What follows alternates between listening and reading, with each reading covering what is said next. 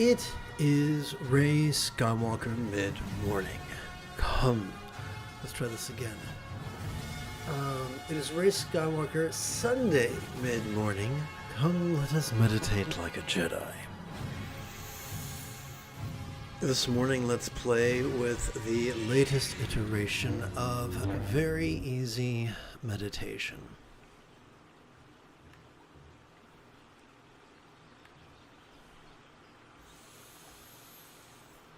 Let us begin with the first of 4 phases of mindful crease counting meditation.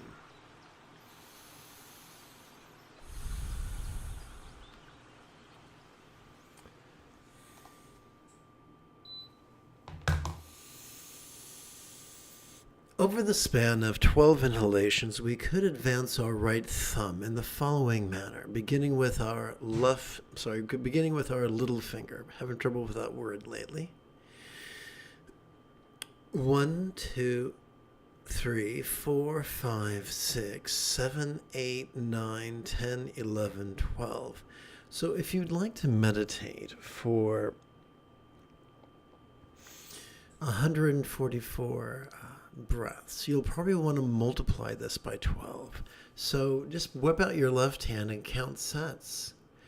1, 2, 3 sets of 12 inhalations each. 4, 5, 6, 7, 8, 9, 10, 11, 12.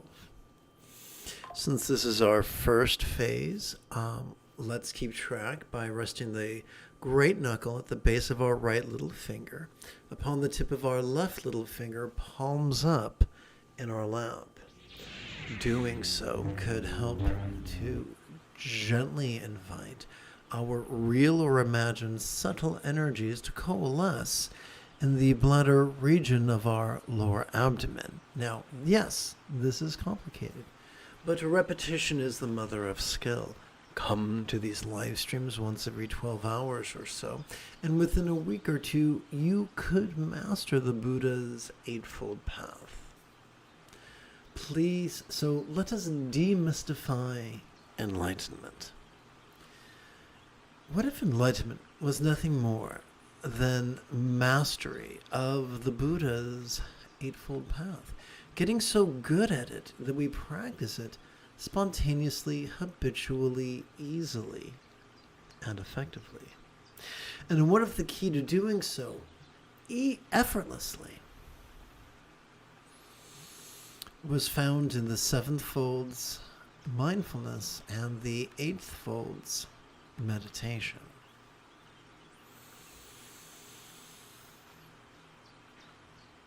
Come, let us view mindfulness and meditation through the lens of neuroscience after approximately 30 seconds of housekeeping.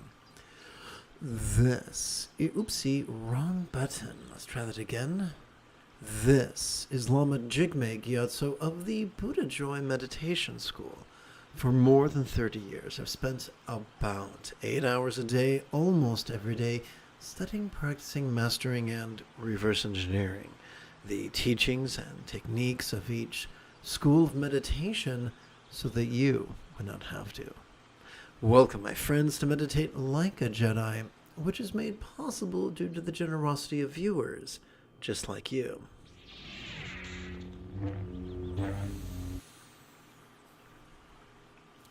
Please chant with me. The nudity of the octuple couple sporting in tantric union reminds us of the vulnerability so crucial to mindfulness. Pardon. Sturgeon's Law reminds us that 90% of everything sucks.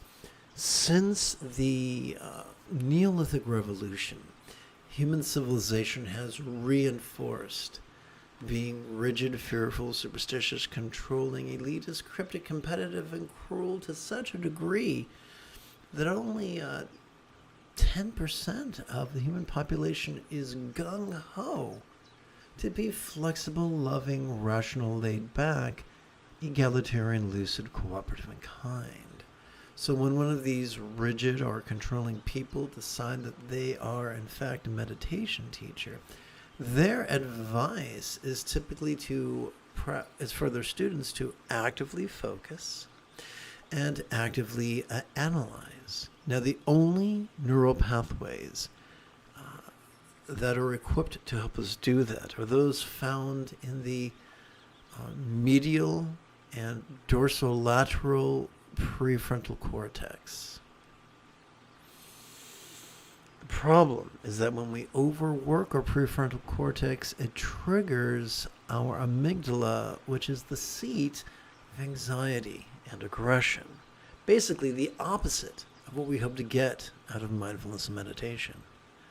Fortunately, neither the amygdala nor the prefrontal cortex constitute the entirety of our central nervous system. Consider, if you will, mindfulness.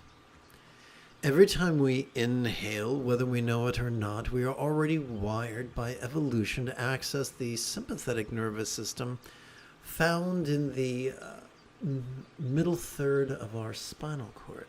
This bad boy has evolved to help us notice in a very special way. To help us notice vulnerably, passively, viscerally, randomly, and fleetingly. But notice what? Generally, to notice sights, sounds, sensations, flavors, scents, and the like, including emotion, intention, cognition, recollection, and imagination. But to put a finer point on it, the basic fundamental duality recognized in Buddhism is that of desire and dread. It helps us to notice what we desire and whether it's present or absent. It helps us to notice what we dread and whether what we dread is present or absent. Fortunately, there's an easy way to do this. Every time we let's try this again. When we silently and mentally recite the demonstrative pronoun this during our inhalation, we gently prompt our cerebral cortex to cooperate with our sympathetic nervous system. But what are we to do with all that stuff that we notice? And that brings us to meditation. Every time we exhale, whether we know it or not, we are already wired by evolution to access our parasympathetic nervous system, divided between the lower third and the upper third of our spinal cord. This parasympathetic nervous system has evolved to support both physical relaxation as well as mental release. When we silently and mentally recite the one-syllable verb ease during our exhalation, we gently nudge our cerebral cortex into cooperating with our parasympathetic nervous system, thus helping us to release our resistance to the absence of that which we desire, and also releasing our resistance to the presence of that which we dread. So in other words, this doesn't transform where we live into Wonderland or Oz, but helps us to cope with the slings and arrows of outrageous fortune. So together as a team, let's meditate.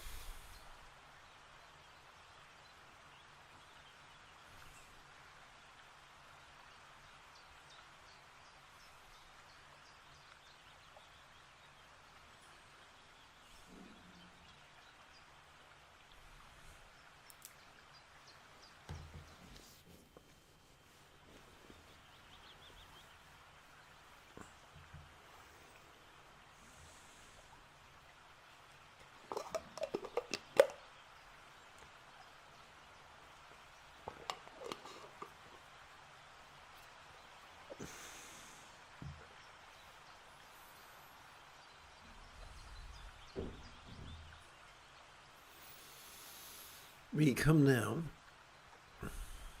to our second of 4 phases of mindful crease counting meditation. Excuse me. Oh, that's my shoulder. Okay. So, over the span of 12 inhalations, we could advance our thumb in the following manner, beginning with our little finger. 1, 2, 3, 4, 5, 6, 7, 8, 9, 10, 11, 12. We can multiply that by 8 for a total of 96 by working with our left hand, counting not individual inhalations, but sets of 12. 1, 2, 3, 4, 5, 6, 7, 8. To keep track of this, our second phase, we can rest the great knuckle at the base of our right ring finger upon the tip of our left ring finger, palms up in our lap. Doing so, we could gently invite our real or imagined subtle energies to coalesce in the navel region of our mid-abdomen. Please chant with me. The translucence of all... Oh, let's try this again. The translucence of all good father and mother depicted in paintings reminds us of meditation's experience of impermanence and non-graspability.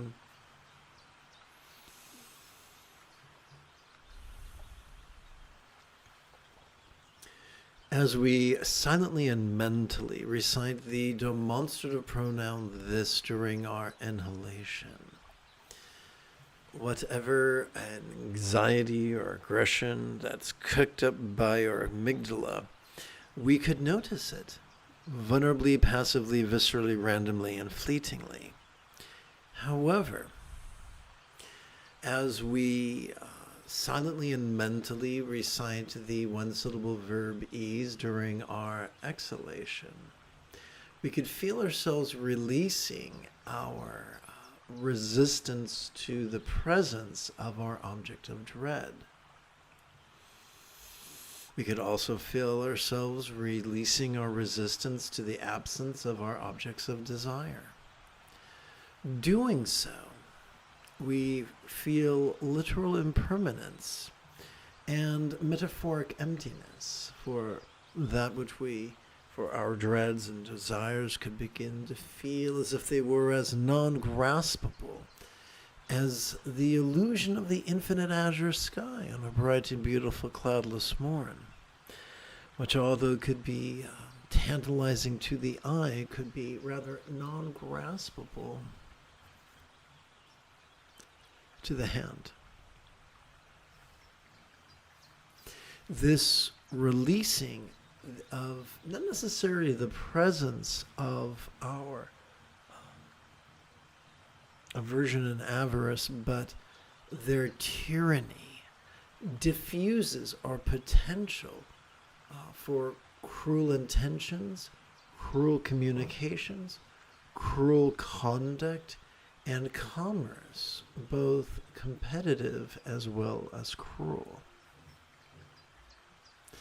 So together as a team, let's meditate.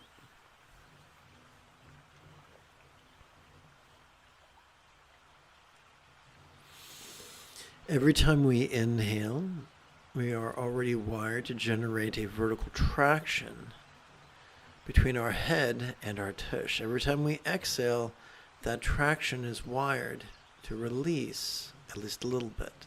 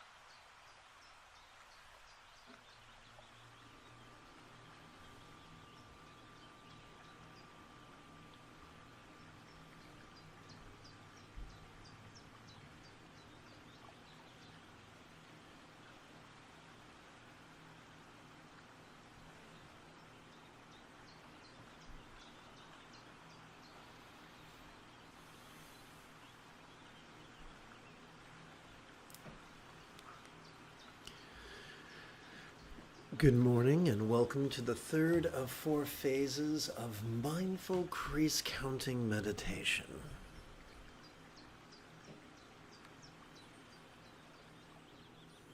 Over the span of 12 inhalations, we can advance our right thumb in the following manner, beginning with our little finger. 1, 2, 3, 4, 5, 6, 7, 8, 9, 10, 11, 12. If we multiply this by 8, we'll get 96. We can, so therefore in our left hand we can count not 8 inhalations, but 8 sets of 12 inhalations. 1, 2, 3, 4, 5, 6, 7, 8. Since this is our third phase or our third collection of 96 breaths, we can keep track of that by resting the great knuckle at the base of our right middle finger, upon the tip of our left middle finger, palms up in our lap. Doing so could gently invite our real or imagined subtle energies to coalesce at the heart region of our chest.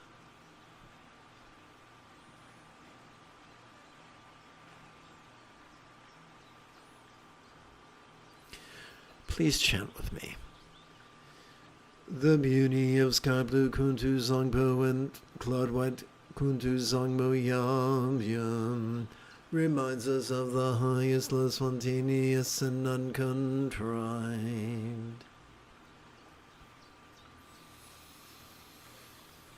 When we silently and mentally recite the demonstrative pronoun this during our inhalation, we cannot help but notice, vulnerably, passively, viscerally, randomly, and fleetingly, using the part of our brain known as the sympathetic nervous system.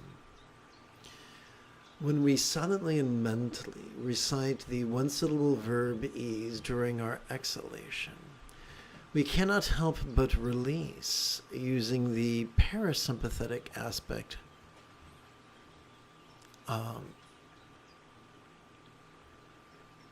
of our autonomic nervous system. These two as a pair have a wonderful side effect, and that is they stimulate the anterior cingulate gyrus, this fuchsia-looking letter C right here, that functions as the hub of our mirror neurons, the seat of empathy, the root of love and compassion. Thus, the regular practice of mindfulness and meditation once every 12 hours or so can help us to prime the pumps of kind intention, kind communication, kind conduct, and kind commerce, which comprise 50% of the Buddha's Eightfold Path.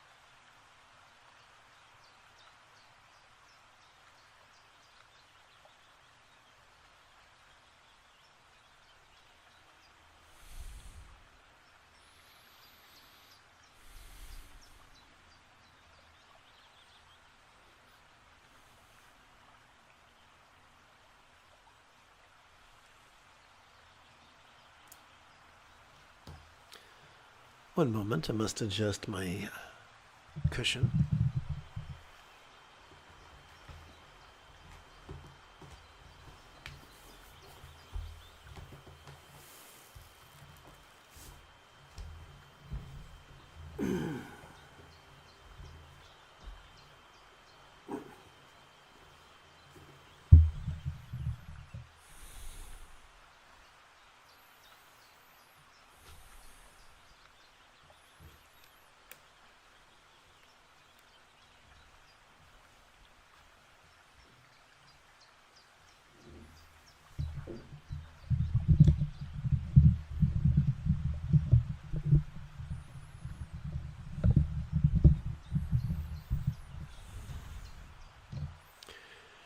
Fabulous. Welcome to the fourth and final phase of mindful crease counting meditation. Over the span of 12 inhalations, we could advance our right thumb in the following manner, beginning with our little finger. 1, 2, 3, 4, 5, 6, 7, 8, 9, 10, 11, 12. We can multiply this by 8 to get 96. 1, 2, 3, 4 sets of 12 inhalations each. 5, 6, 7, 8 sets of 12 inhalations each. To keep track of this fourth and final collection, we could rest the great knuckle at the base of our right index finger, palm the tip of our left index finger, palms up in our lap. Doing so could gently invite our real or imagined subtle energies to coalesce at the crown of our head. Please chant with me. The stability with which sky blue Samanta sits, and the abandon with which cloud white Samanta Badri sports, reminds us of the effortless effort of centered spontaneity.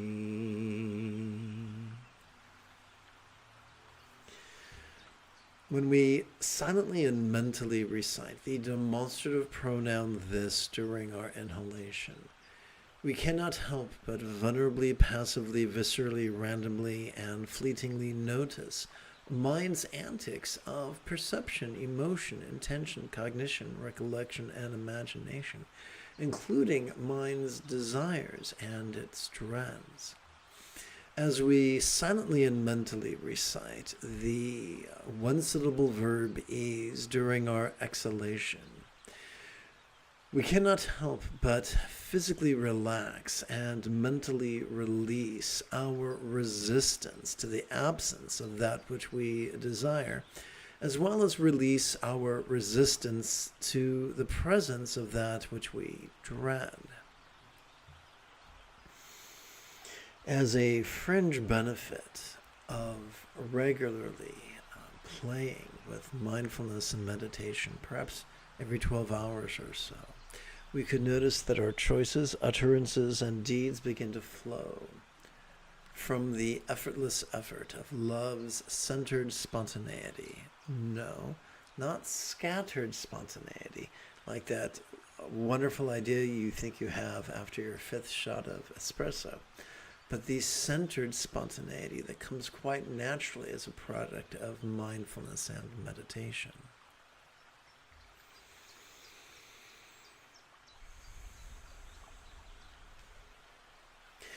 This is what some people would call flowing from our Buddha nature. Back in the Iron Age, what they called the Buddha nature back in the Iron Age is now what we would call, during the digital age, the sympathetic nervous system, which makes possible mindfulness, the parasympathetic nervous system that makes possible meditation, and the anterior cingulate gyrus that makes possible empathy. We cooperate with these regions of our central nervous system through the regular practice of mindfulness and meditation. So now together as a team, let us meditate. And this is our final session this mid-morning, so let's make the most of it.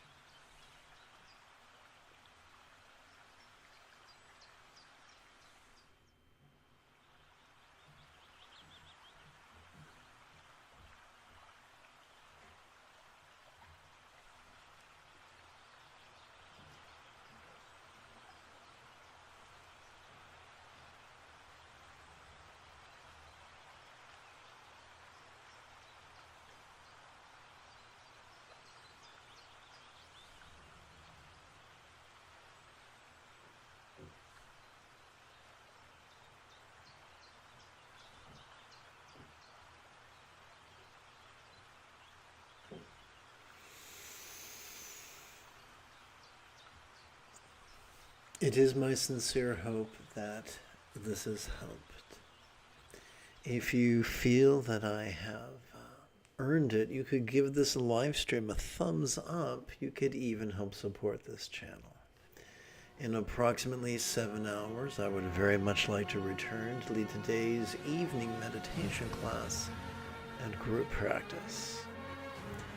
And if you are as geeky as me, may the force be with you always.